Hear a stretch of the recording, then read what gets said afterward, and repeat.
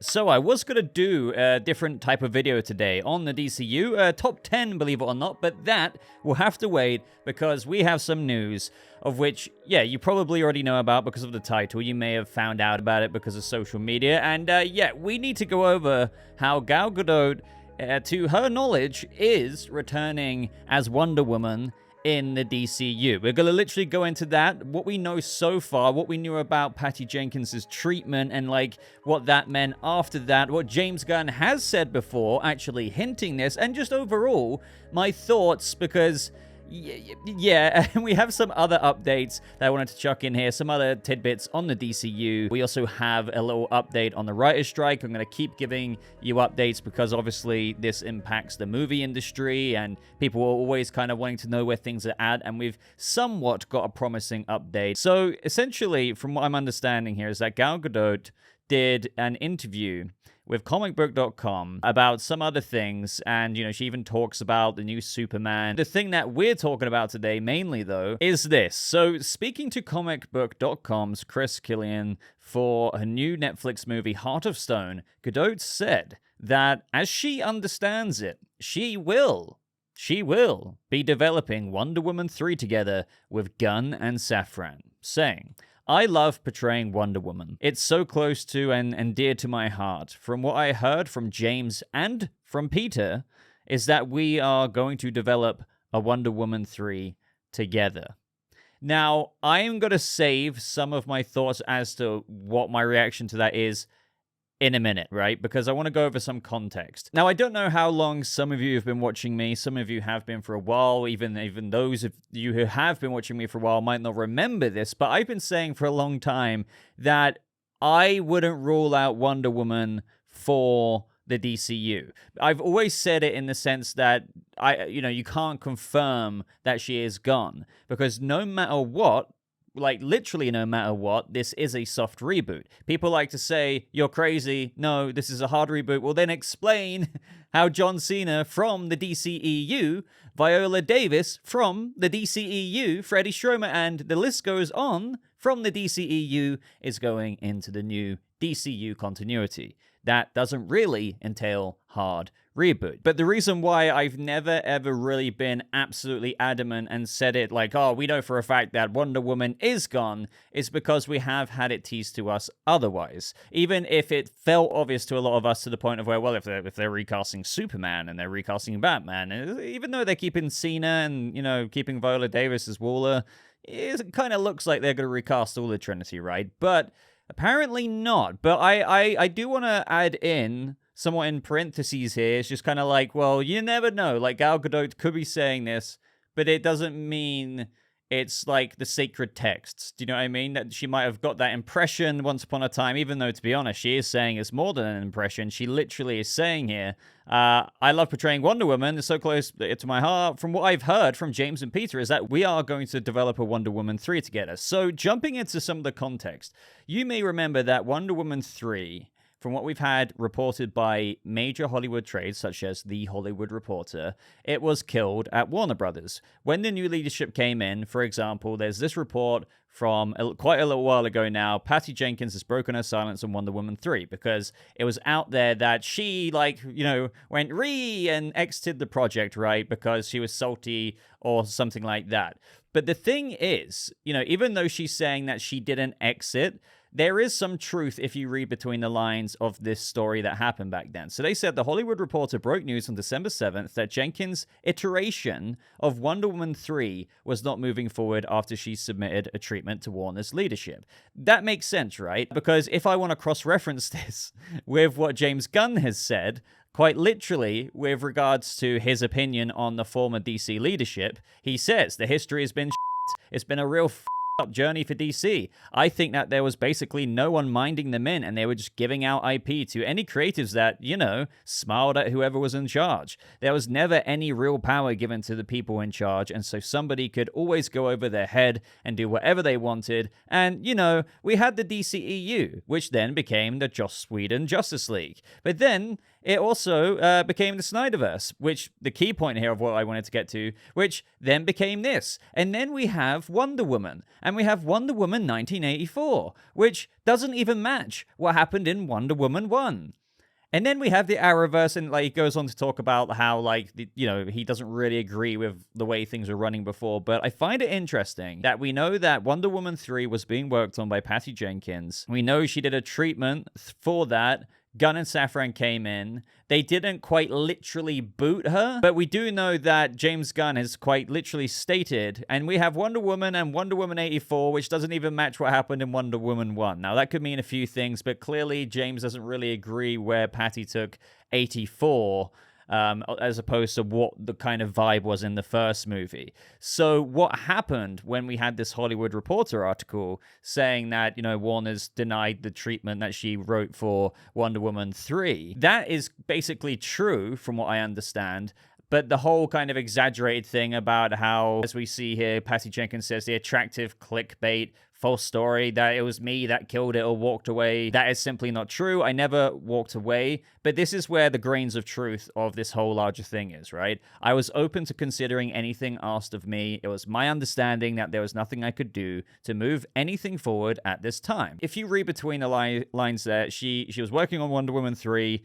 Peter Safran and James Gunn read it. They probably didn't like it. They did, Jenkins, for what we know officially, and in her response, didn't, kill it or walk away and, strop off or storm out or anything. It's kind of a mutual understanding that, hey, we don't really want your direction for Wonder Woman 3, and I think what kind of backs that up is the other source I just brought up a second ago with how James Gunn said, Wonder Woman and Wonder Woman 84, which doesn't even match what happened in Wonder Woman 1.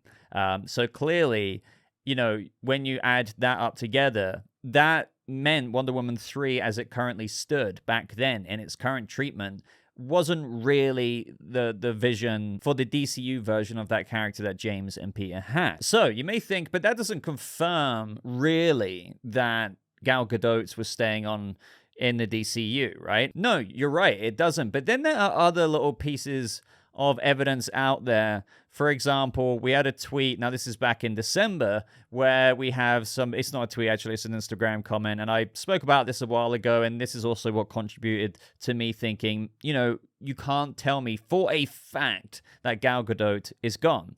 They didn't ever really confirm it. So the BS boy here says, cannot wait to see what you're cooking up. That being said, the move to boot Cavill and Gadot, especially after they'd announced their return, doesn't inspire confidence. James Gunn responded, and this is after and around about the same time as the articles we just went over with the Wonder Woman 3 treatment from Patty Jenkins, how nothing could be really done at this time with her version of it. He's responded to a fan here with regards to them saying you booted Gal Gadot. He's like, I'm not sure where you're getting that we booted Gal. Again, that can be interpreted a couple of ways, but on the bottom line, he's saying, I don't know where you're getting that we booted the actor behind Wonder Woman.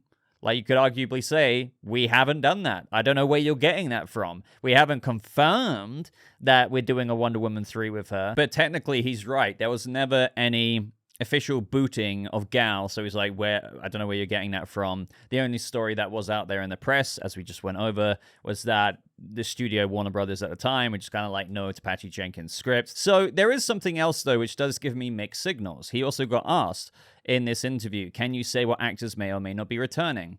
So Gunn says, and this could link to what Gadot has said, we've talked to Gal, and this was months ago. I think this was back in January. So he has talked to people, and he has talked to Gal Gadot. We've talked to Gal. She's up for doing stuff. We're not sure what we're going to do with that. So is this what Gal Gadot has meant earlier with how she literally says here? From what I've heard from James and Peter is that we're going to develop a Wonder Woman 3 together. And in January, Gunn admits that he spoke to Gal Gadot, but she's up for doing stuff. We're not sure what we're going to do with that. Maybe that's true, but I don't know. So this is where I don't know where to lie with this, because as I'm posting this video, I also wouldn't be surprised if there's some kind of response from Gunn. Now, I'm not saying Gal Gadot is straight up lying here, and she's, because I know some people are going to post the theory of what if Gal Gadot is kind of not wanting to stop being Wonder Woman, but she's kind of putting it out there I had a conversation, and, from what I understood, we're going to develop the movie. And Gunn could be like, we talked, Gal, But as I said, you're up for doing things, but like we're not sure what we're gonna do. That was what we understood. So it could be a bit of mixed signal stuff. Like, do you remember what Gunn said about Ben Affleck being interested in doing something, and Affleck was like, absolutely not? You never say never. Like, wires could still get crossed again through what Gal Gadot has said here, and Gunn could now be reading this today. Maybe as this video is posting, and I'll do an update eventually if he does respond to it. I might be panicking because he might be thinking, oh God, like, I maybe didn't intend to bring her back. Or, on the flip side, maybe he does. So let's finally, after going through all that context, talk about my take on this. Once again, I think Gal Gadot looks amazing as Diana, as Wonder Woman. She looks picture perfect, in my opinion. You know, I think a lot of people agree with that. However, I do think, you know, if it was my preference here, if you're going to do a majorative reboot, even though you can categorize it, as I've said, as a soft reboot, you should reboot everyone. But if you're not going to do that, you can't really... and this isn't me picking and choosing, or cherry picking rather, because I've seen some people, because I've asked your guys' thoughts on Twitter, your takes on this, and I agree. Like, if you're going to recast 2/3 of the Trinity, you probably should recast all of them. Now, yes, they might still be keeping Peacemaker or Freddie Stromer as Vigilante, etc., etc., but I don't feel like they're as comparable or will confuse as many people in the general movie-going audience, because as what people are pointing out here, the difference between Gal Gadot's Wonder Woman and Peacemaker is that she is one of the old main faces of the previous continuity, the DCEU. Sure, Peacemaker did really well, but the general movie-going audience won't really look at Peacemaker in the new DCU and be like, what? I'm so confused. Why have we got new Corenswet Superman? Like, is this not a new DC universe? Like, they might kind of... I'm not saying everyone's going to forget that, but they might not question it as much. Like, if we're going to get down to the brass tacks of it, whereas with Gal Gadot's Wonder Woman, you have a new Superman, David Corenswet. You have Rachel Brosnahan as Lois Lane. You have a new Batman, eventually. We don't know who that is. But then you have, meanwhile, one of the main faces of the previous DCEU pop up on screen and be like, yes, I'm still here. So what you're really bringing behind you is like you're kind of trying to make this new flag. Albeit, I can't call it like a whole new flag because, again, we have got some characters like Peacemaker, etc., Viola Davis, etc. But you maybe could have got away with it because the flag, I would say, is mainly made up most recognizably by the Trinity. But now, instead, your new flag, in this weird analogy of mine, representing your new country or your new DCU, right, has a massive recognizing symbol from the previous thing you're trying to get away from. Not like you're trying to get away from your own brand, but you want this to be something kind of new, right? Majoratively. Like, it's weird saying that again, because one thing I always do need to acknowledge is that they are keeping some characters on. But back to the comparisons, I don't think you can compare one of the Trinity members to someone who could probably slip in there, like Steve Agee's John Economos. Do you know what I mean? People won't be like, oh my God, that reminds me so much of the DCEU. But Wonder Woman will. So yeah, I have a very firm stance that, look, I know Gunn's going to bring over his Peacemaker crew. That's just going to happen. But if you've recasted Superman, you're recasting Batman, why are you keeping on Gal Gadot? I don't understand that one. I really don't. So I get that some people will still be adamant that, look, I get it, we're getting a new Superman, a new Batman, but we're keeping the old Wonder Woman, and I personally think that will work because Gal is great, and, you know, maybe they could do great things with her in the future. Maybe, I don't know. But if I'm looking at this in the perspective I am, with the DC Universe still yet to come, I think if you're going through the effort of changing that continuity, because it's not going to be Henry Cavill's backstory, it's not going to be Ben Affleck's backstory to this new Batman with Damian Wayne and this Bat family that's going to be in that movie as well. Why are we keeping... Sure, you can argue the continuity won't be the same with Gal Gadot's backstory, but you may as well at that point give us a new actor. Either way, I'm done. Let me know what you think of that. I've been rambling way too long. Now let's get into some of the other tidbits that we've got before we get into the writer's strike update. So this is kind of some more of the same, but it's just a little bit more reassuring, I guess. So we've got Angel Manuel Soto saying that Shola Marduena will return as Jaime Reyes, Blue Beetle in the DCU. The Blue Beetle story is expanding, and we are going to have more of Jaime Reyes in the future. So that's quite a statement. However, there's another post which kind of still infers that they still need numbers. So he's basically said flat out in a statement, like, Blue Beetle's story is expanding, and we are going to have more of him in the future. But we have Sholo Marduenia saying that he's spoken to James Gunn about Blue Beetle's future, and he says, I have had the pleasure of getting to speak to Mr. James Gunn and the whole DC fam. At the end of the day, we have to cross this first hill and introduce Jaime to the world, but it's up to the audience to watch the movie. If it does well, we get to open more doors for more Blue Beetles. So yeah, like that, I wouldn't say it completely contradicts the previous post, but he's kind of adding in what we've already heard before. If this movie does well, then we get that opportunity. If it doesn't, then does that mean you don't get the opportunity? My bottom line with this is that they are going to use them again regardless. But if the movie does well, as in like much better than what they're probably anticipating right now, then maybe they'll give even more of an investment, like an actual sequel to Blue Beetle in the movie format, maybe even fast-tracked compared to the current lineup that we have right now of the DCU slate. But if that doesn't happen, as I've said, I still think we'll see him pop up, and depending on how that will be received in the future, how well he blends with the stories, then, you know, they'll decide from there on out. Okay, so this is like a very quick one that I wanted to chuck in here because it's something that I really, really, really, really want to see, and I think DC needs to get their head in the game with. So we have this user here on Thread say, but can we expect theatrical animated projects for the universe in the future or not? Because we had this post, again, what we covered a while ago now,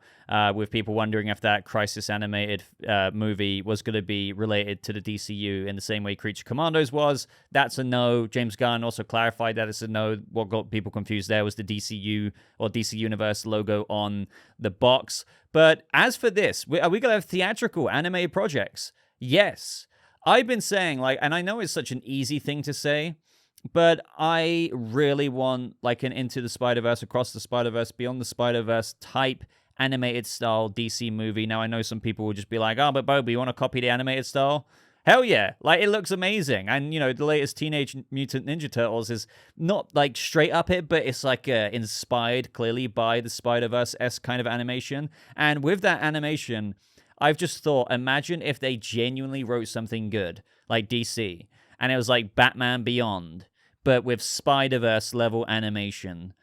And that was putting people's asses in theater seats in the future. Sure, we've got like DCU movies, we've got Elseworlds movies like the Batman, Joker and stuff, but we need to get people in the actual theater, the cinema, for animated movies. I know they've done Super Pets and things like that, but you guys know what I'm saying. Now, what I'd like to know from you down in the comments below, what would your animated movie be to rival that of something like Into the Spider-Verse? Which character would it be? Would it surround Batman? Like, I mean, clearly I like Batman, so I want like a Batman Beyond kind of thing there. But maybe something else. Let me know if you want a different animation style. You think that could be even better, maybe? I just love that animation style that we're seeing recently with Spider-Verse, with even Teenage Mutant Ninja Turtles. I just think that's so cool, and I feel like I can, in my mind's eye, see the DC characters running around with animated scenes in the same vision, just like that. All right, so lastly, we have a quick update with the strikes. Now, again, I think it's really important to cover this. I covered it in my previous video, in where because of the SAG interim agreements with non-struck companies, we had the struck companies getting a bit salty because, again, studios like A24, which is a non-struck company, can still shoot. There's certain, you know, movies being shot with actors right now that are shooting because, again, they're not being struck against because they've got interim agreements. And I believe around about 100 had been sent out by this point. So you kind of have the current studios being like, well, we don't like that competitive edge. You know, we're getting, maybe we should revisit the table with SAG. But now today, because at the time that mentioned nothing to do with the WGA, because don't forget that SAG-AFTRA have been on strike since July 12th-ish or 13th. So not as long as day 92, 93 now, with the Writers Guild of America strikes. They've been going for quite a few months. But now we have a new Variety report saying Carol Lombardini, president of the Alliance of Motion Picture and Television Producers, reached out to her counterpart at the Writers Guild of America in an effort to restart negotiations, sources told Variety. Again, the reason why this is quite big news is because that is the first communication between the two sides since May 1st, when talks collapsed and the WGA voted to go on strike. So there's been a lot of like news in between then saying, oh, like people have been trying to go to the table, or this side's been trying to go back to the table, and then they're pointing fingers saying, well, no, we haven't heard anything. Oh, no, we've tried to, but they've been ignoring us. Whatever like the truth is amongst all of that, now they finally reached out. But the big thing that I think what we've been hearing about at the same time is that the CEOs and execs, all of those big cheeses at the top, are even trying to get onto the same page of what they want to agree to, even amongst themselves in the AMPTP, to even then go to the WGA and SAG-AFTRA in terms of what to offer them. But what I'm still worried about, even though this is an encouraging update, is that they could still go back to the table and they won't give the writers what they want, because again, don't forget, like, the ebb and flow of negotiation. They still might not want to give them everything they want, and they've already rejected a bunch of things in the first place, and that's what's led to these months-long strikes. And now it just still wouldn't surprise me if they go back with a bit more leeway, but not enough. Like, again, as the writers, WGA have said, they're not going to accept absolute breadcrumbs. Like, you know, you don't go on strike for like 90 plus days with intentions to go on for a lot longer than that if needs be, for them to just come back to the table and be like, we've got like the whole loaf of bread here, you know what, have a few crumbs. Will you end the strike now? No, they won't. So hopefully the AMPTP won't be stingy there, and we're gonna have to wait and see what the outcome will be. But there's a lot of terms and conditions that they need to meet, you know, halfway on with regards to residuals, wages, other things, like even in workplace protections, like getting paid on time, the AI protection. There's a lot. And that isn't, I wish I could remember all of it, because some of the stuff, as I've said before, if I could list it here, and the things that they don't want to agree to, you know, for example, even the pay thing, like penalties for not paying on time when these people make $100 billion over 5 years. It's just, why?